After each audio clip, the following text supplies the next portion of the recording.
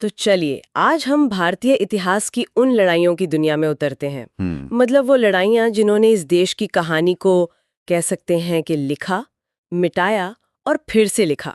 बिल्कुल। हमारे पास जो स्रोत हैं उनमें लगभग 35 युद्धों को याद रखने की एक कमाल की ट्रिक है।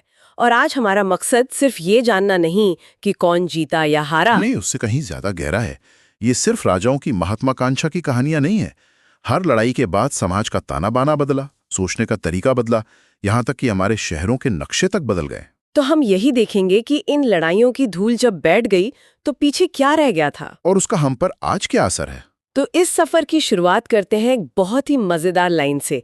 सुनने में तो ये किसी खाने पीने की बात लगती है। अच्छा। हाँ, लाइन है, दही के तू तो चाप खा। दही के तू तो चाप खा, दिलचस्प है ना? है। लेकिन इस एक लाइन में 8 ऐतिहासिक युद्ध छिपे हैं। द से दशराज युद्ध, ही से हाइडेस्पीस, के से कलिंग, अच्छा।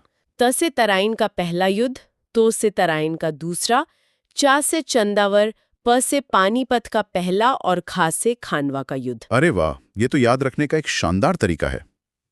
चलिए द से ही शुरू करते हैं। दशराज युद्ध। हाँ, दशराज युद्ध। ये इतना पुराना है कि इसका जिक्र हमें ऋग्वेद में मिलता है। ये राजा सुदास और 10 राजाओं के एक गठबंधन के बीच रावी नदी के किनारे हुआ था। और इसमें सुदास जीते थे। हाँ, और दिलचस्प बात यह है कि भारत की कहानी की शुरुआत ही एक महागठबंधन के बनने और टूटने से होती है। ये दिखाता है कि गठजोड़ की राजनीति हमारी जड़ों में कितनी गहरी है। और ही से हाइडेस्पीस यानी सिकंदर और पोरस का युद्ध, शायद पहली बार जब भारत का सामना पश्चिम की किसी संगठित सैन्य शक्ति से हुआ था। बिल्कुल। अब आते हैं के पर। कलिंग युद्ध 261 ईसा पूर्व। इसके बारे में सबने सुना है, लेकिन ये सिर्फ एक राजा के दिल बदलने की कहानी से कहीं ज्यादा है। आपने बिल्कुल सही पकड़ा। ये एक साम्राज्य के अपने मकसद को बदलने की कहानी है। कलिंग में जो भयानक नरसंहार हुआ, लाखों लोग मारे गए थे। हाँ, उसे देखकर अशोक ने जो किया वो उस जमाने के लिए मतलब अकल्पनीय था। उन्होंने अपनी ताकत का आधार तलवार को नहीं बल्कि धम्म यानी नैतिक सिद्धांतों को बना लिया। ये तो एक बहुत बड़ा वैचारिक प्रयोग था। दुनिया का सबसे बड़ा एक साम्राज्य जो कह रहा था कि हम जीत से नहीं बल्कि सही आचरण से अपनी महानता साबित करेंगे। और ये बदलाव हमें अशोक की 13वें शिलालेख में साफ दिखता है। लेकिन इतिहास में ऐसे पल बहुत कम आते हैं। ज्यादातर समय एक हार का बदला दूसरी और बड़ी लड़ाई से लिया जाता है। जैसे तो तराइन के युद्ध। हाँ, तराइन 1191 में पृथ्वीराज चौहान ने मोहम्मद गोरी को हरा दिया। लेकिन बस एक साल बाद 1192 में गोरी वापस आया और जीत गया।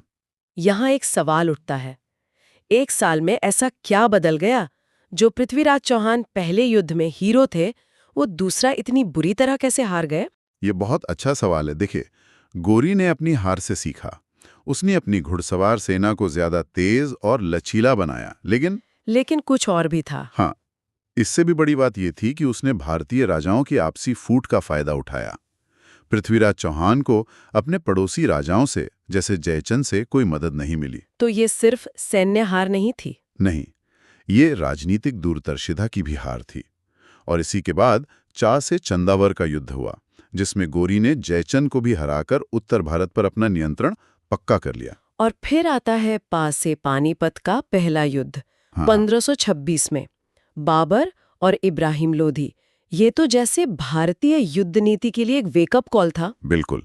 ये सिर्फ तोपों की जीत नहीं थी, ये एक नई सैन्य सोच की जीत थी। कहते हैं बाबर की सेना लोधी की सेना के सामने बहुत छोटी थी। बहुत छोटी। लेकिन बाबर के पास रणनीति थी तुलुगमा। मतलब सेना को हिस्सों में बांटकर दुश्मन को किनारों से घेरने की रणनीति। सही कहा। और उसके पास तोपें थीं। इसने भारतीय शासकों को एक कड़वा सबक सिखाया कि सैनिकों की विशाल संख्या हमेशा बेहतर तकनीक और रणनीति का मुकाबला नहीं कर सकती। और इसी जीत से मुगल साम्राज्य की नींव पड़ी, जिसे बाबर ने यानी खानवा के युद्ध में राणा सांगा को हराकर और मजबूत किया। रख दी। लेकिन उसे बनाए रखना कहीं ज्यादा मुश्किल साबित हुआ, खासकर उसके बेटे हुमायूं के लिए। और यहीं से हमारी अगली कहानी और अगली ट्रिक शुरू होती है। चा चौकस पता है? हाँ, चा चौकस पता है। इस कड़ी में बाबर के आखिरी युद्ध भी हैं, चा से चंदेरी और घा से घाघरा। लेकिन असली ड्रामा शुरू होता है चौ और का से। चौसा और कन्नौज, हुमायूं और शेरशाह सूरी। हाँ, 1539-40 इन लड़ाइयों ने हुमायूं को भारत से बाहर खदेड़ दिया। और शेरशाह सूरी का दौर शुरू हुआ। ये भारतीय इतिहास के उन क्या होता अगर वाले पलों में से एक है। अगर शेरशाह सूरी और जिंदा रहते तो शायद मुगल इतिहास कुछ और ही होता। निश्चित रूप से शेरशाह सिर्फ एक विजेता नहीं था, वो एक बेहतरीन प्रशासक था। GT road. हाँ, आज की जीटी रोड, जिसे तब सड़क आजम कहते थे, और रुपया को एक मानक मुद्रा के तौर पर चलाने का श्रेय उसी को जाता है। उसने दिखाया कि एक साम्राज्य सिर्फ तलवार से नहीं, अच्छी सड़कों और स्थिर अर्थव्यवस्था से भी चलता है। बिल्कुल। लेकिन हुमायूं ने यानी सरहिंद के युद्ध में वापसी की और गद्दी वापस ले ली। पर मुगलों की किस्मत फिर दांव पर लगी, यानी पानीपत के दूसरे युद्ध में 1556 में। हाँ, इस बार अकबर का सामना हेमू से था। और ये लड़ाई हमें सिखाती है कि इतिहास में किस्मत या कह सकते हैं सहयोग की भूमिका कितनी बड़ी हो सकती है। बिल्कुल।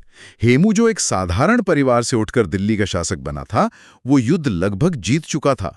उसकी सेना मुगलों पर हावी थी। एक मिनट, मतलब इतिहास का इतना बड़ा मोड़ सिर्फ एक आवारा तीर की वजह से आया? हाँ, अविश्वसनीय लगता है पर सच है।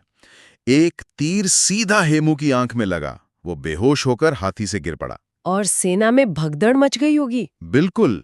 अपने लीडर को गिरा हुआ देखकर सेना का मनोबल टूट गया। एक पल में जीती हुई बाजी हार में बदल गई। इस एक तीर ने भारत में मुगल साम्राज्य को दोबारा स्थापित कर दिया। कमाल है। इसी लिस्ट में अगला नाम है ता से तालीकोटा का युद्ध, 1565 का। हाँ, ये कहानी दक्षिण भारत की है, जहां विजयनगर साम्राज्य का अंत हुआ। और यहां हमें फिर से वही पैटर्न दिखता है। आंतरिक फूट। आंतरिक फूट। विजयनगर एक बेहद शक्तिशाली और समृद्ध साम्राज्य था, लेकिन दक्कन की सल्तनतों के गठबंधन ने उसे हरा दिया। और इस हार में एक बड़ी भूमिका निभाई विजयनगर सेना के ही 2 मुस्लिम कमांडरों की गद्दारी ने। वो लड़ाई के बीच में ही पाला बदल गए। हाँ, ये इस बात का दुखद उदाहरण है कि कैसे घर का भेदी लंका ढा सकता है। और इस ट्रिक के अंत में है ह से हल्दी घाटी, 1576, अकबर बनाम महाराणा प्रताप। ये लड़ाई नतीजों से ज्यादा अपने प्रतीक के लिए जानी जाती है। सैन्य दृष्टि से देखें तो अकबर की विशाल सेना का पलड़ा भारी था, लेकिन महाराणा प्रताप ने कभी हार नहीं मानी। कभी नहीं। उन्होंने अधीनता स्वीकार करने के बजाय संघर्ष का रास्ता चुना। इसलिए हल्दी घाटी सिर्फ एक लड़ाई नहीं, बल्कि अपनी आजादी और स्वाभिमान के लिए आखिरी दम तक लड़ने के जज्बे का प्रतीक बन गई। तो अब तक हमने देखा कि कैसे सल्तनतें बनी, मुगल साम्राज्य स्थापित हुआ और अंदरूनी लड़ाइयों ने साम्राज्यों को कमजोर किया। लेकिन अब कहानी में नए खिलाड़ी आ रहे थे, जो जमीन से नहीं समंदर के रास्ते से आए थे। और यही हमारी तीसरी ट्रिक काम आती है। प्रसाद बिग पब है। ये हमें उस दौर में ले जाती है जब मुगल साम्राज्य अपने शिखर पर था, लेकिन दरारें भी दिखने लगी थीं। से प्रतापगढ़ का युद्ध 1659 ये मराठा शक्ति के उदय का प्रतीक है। ये कोई बहुत बड़ी लड़ाई तो नहीं थी। शिवाजी और अफजल खान के बीच एक मुठभेड़ थी। एक मुठभेड़, लेकिन क्या नाटकीय मुठभेड़ थी। अफजल खान, जो शिवाजी से दुगना विशाल था, वो धोखे से मारने के इरादे से आगे बढ़ा, गले मिलने के बहाने। हाँ, लेकिन शिवाजी पूरी तैयारी के साथ आए थे। उन्होंने कपड़ों के नीचे लोहे का कवच और हाथ में वो क्या कहते हैं, वाघनख, बाघ के पंजे जैसा हथियार। बिल्कुल। जैसे ही अफजल खान ने अपनी कटार निकाली, शिवाजी ने वाघनाक से उसका पेट चीर दिया। ये घटना शिवाजी की बहादुरी से ज्यादा उनकी चतुराई को दिखाती है। इसने दक्कन में एक संदेश भेज दिया, एक साफ संदेश कि एक नई शक्ति का उदय हो चुका है। इसी दौर में सा से सामूगढ़ और दा से देवराई के युद्ध हुए। हाँ, शाहजहां के बेटों के बीच सत्ता के लिए। ये दिखाता है कि कैसे उत्तराधिकार की लड़ाई मुगल साम्राज्य को अंदर से खोखला कर रही थी। और फिर औरंगजेब की बी से बीजापुर और गा से गोलकुंडा की जीत ने साम्राज्य को बहुत फैला तो दिया, लेकिन इन लंबी लड़ाइयों ने शाही खजाना भी खाली कर दिया। और जब मुगल कमजोर हो रहे थे, तब अंग्रेज अपनी चाल चल रहे थे। और यहीं आते हैं प से प्लासी और ब से बक्सर। 1757 में प्लासी का युद्ध, सच कहूं तो एक लड़ाई कम, एक सौदा ज्यादा था। एक सौदा मतलब ये मैदान में नहीं, तंबुओं में लड़ा गया। बिल्कुल। रॉबर्ट क्लाइव ने नवाब सिराजुद्दौला के सेनापतियों जैसे मीर जाफर को पहले ही खरीद लिया था। अच्छा। तो युद्ध के मैदान में नवाब की बड़ी सेना का एक बड़ा हिस्सा लड़ा ही नहीं। ये सैन्य जीत नहीं, बल्कि कूटनीतिक धोखे की जीत थी। और इसने भारत में ब्रिटिश राज का दरवाजा खोल दिया। हाँ, लेकिन दरवाजे को पूरी तरह से तोड़ा बक्सर के युद्ध ने 1764 में। बक्सर में क्या अलग था? बक्सर में अंग्रेजों ने एक नहीं बल्कि 3 बड़ी शक्तियों की मिलीजुली सेना को हराया। बंगाल के नवाब मीर कासिम, अवध के नवाब शुजाउद्दौला और खुद मुगल बादशाह शाह आलम द्वितीय। तो ये एक असली सैन्य जीत थी। एक निर्णायक सैन्य जीत। इसने साबित कर दिया कि ईस्ट इंडिया कंपनी अब सिर्फ व्यापारियों की कंपनी नहीं, बल्कि भारत की सबसे बड़ी सैन्य शक्ति है। और इसके बाद मिली दीवानी ने। हाँ, टैक्स वसूलने के अधिकार ने तो उन्हें भारत का खजाना ही सौंप दिया। अब वे भारत के ही पैसे से भारत को जीत सकते थे। बक्सर ने अंग्रेजों को भारत की सबसे बड़ी ताकत बना दिया, लेकिन पूरे भारत पर कब्जा करने के लिए उन्हें अभी भी 3 बड़ी शक्तियों से निपटना था। दक्षिण में मैसूर, पश्चिम में मराठा और उत्तर पश्चिम में सिख। और यही हमारी आखिरी और सबसे सीधी ट्रिक हमें ले जाती है। मैं 4, मराठा 3, सिख 2 और अफगानी 3। ये ट्रिक सीधे सीधे ब्रिटिश साम्राज्य के विस्तार की कहानी है। मैं 4 मतलब 4 आंग्ल मैसूर युद्ध। ये हैदर अली और उनके बेटे टीपू सुल्तान की कहानी है। टीपू सुल्तान। टीपू एक दूरदर्शी शासक था। वो समझ गया था कि अंग्रेजों से लड़ने के लिए उनके ही तरीके अपनाने होंगे। उसने अपनी सेना को आधुनिक बनाया, यहाँ तक कि रॉकेट तकनीक का भी इस्तेमाल किया। उनका वो मशहूर कथन भी है, शेर की एक दिन की जिंदगी गीदड़ की 100 साल की जिंदगी से बेहतर है। बिल्कुल। लेकिन 1799 में चौथे युद्ध में अपनी राजधानी श्रीरंगपट्टनम को बचाते हुए वो मारे गए और अंग्रेजों की राह का एक बड़ा कांटा निकल गया। इसके बाद अंग्रेजों का सामना हुआ मराठा 3 से। हाँ, 3 आंग्ल मराठा युद्ध। मराठा उस समय भारत की सबसे बड़ी शक्ति थे, लेकिन उनकी सबसे बड़ी कमजोरी उनकी आपसी कलह थी। पेशवा, सिंधिया, होलकर, हाँ, भोंसले, ये सब आपस में ही लड़ते रहते थे। अंग्रेजों ने फूट डालो और राज करो की नीति का बेहतरीन इस्तेमाल किया और एक-एक तर सबको हरा दिया। और मराठा साम्राज्य के पतन के साथ ही भारत पर ब्रिटिश राज लगभग तय हो गया। लगभग। फिर बारी आई सिख 2 यानी 2 आंग्ल सिख युद्धों की। महाराजा रंजीत सिंह के समय तक सिख साम्राज्य बहुत मजबूत था। हाँ, अंग्रेज भी उनसे सीधे टकराने से बचते थे। लेकिन यहाँ फिर वही पैटर्न दोहराया गया। एक मजबूत शासक की मृत्यु के बाद दरबार में साजिशें और कमजोर नेतृत्व का दौर। बिल्कुल। अंग्रेजों ने इसी मौके का फायदा उठाया और 2 युद्धों के बाद पंजाब का भी विलय कर लिया। लॉर्ड डलहौजी की हड़प नीति ने इस काम को और आसान बना दिया।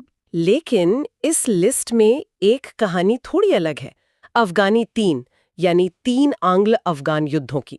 हाँ, यहाँ अंग्रेजों का अनुभव उतना आसान नहीं रहा, बिल्कुल नहीं। क्यों?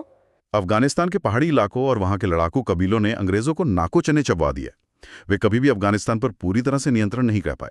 इसे साम्राज्यों का कब्रिस्तान यूं ही नहीं कहा जाता। सही कहा।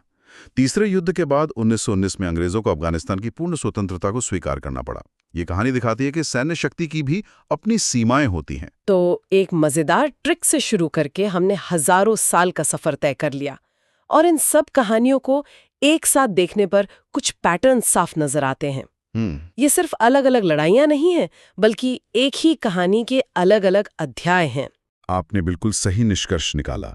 इन सभी लड़ाइयों में कुछ धागे कॉमन हैं।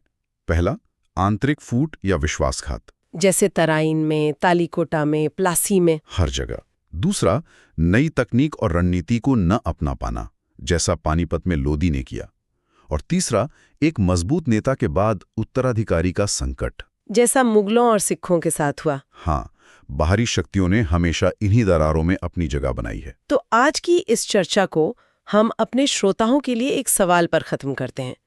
इतिहास की ये घटनाएं हमें सत्ता, रणनीति और एकता के बारे में क्या सिखाती हैं? और क्या आंतरिक एकता और बाहरी प्रभाव के बीच का ये तनाव, जो हजारों साल पहले था, आज भी किसी न किसी रूप में हमारे समाज और देश के लिए प्रासंगिक है? ये एक दिलचस्प सवाल है जिस पर सोचा जा सकता है।